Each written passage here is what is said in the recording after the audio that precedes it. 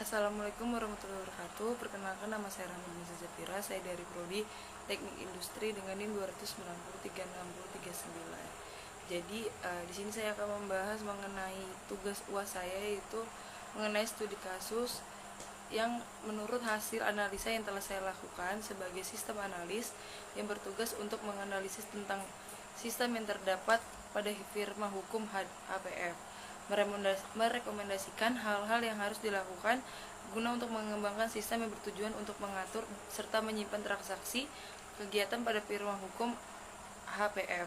Berikut adalah hasil analisa yang telah saya lakukan dari firma hukum HPF.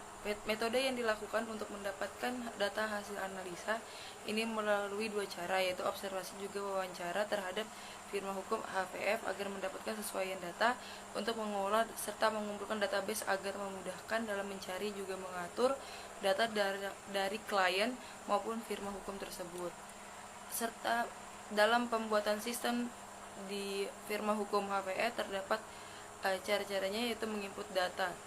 Nah, cara-cara untuk menginput data itu yang dari sistem akan saya buat seperti yang pertama adalah mengumpulkan kebutuhan data, lalu akan saya buatkan diagram DFD yang dilakukan dengan dimulai dengan login dengan memasukkan input oleh pengguna, lalu pengguna melakukan konfirmasi login dan dilanjutkan melalui administrasi untuk pengolahan data.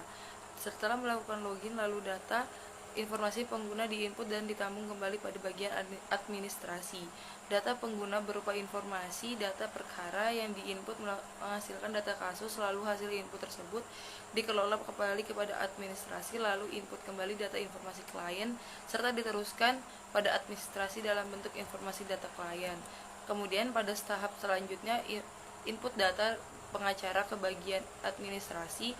Kemudian tahap selanjutnya menghimpun berupa output informasi laporan pada administrasi dan laporan tersebut dicetak. Input berupa data pengguna, data kasus, data klien, dan data pengacara yang telah diinput oleh pengguna melalui beberapa tahapan yang diolah oleh administrasi menghasilkan output berupa laporan yang siap hingga ke tangan Hotman Paris Hutapea. Kemudian ada kebutuhan fungsional.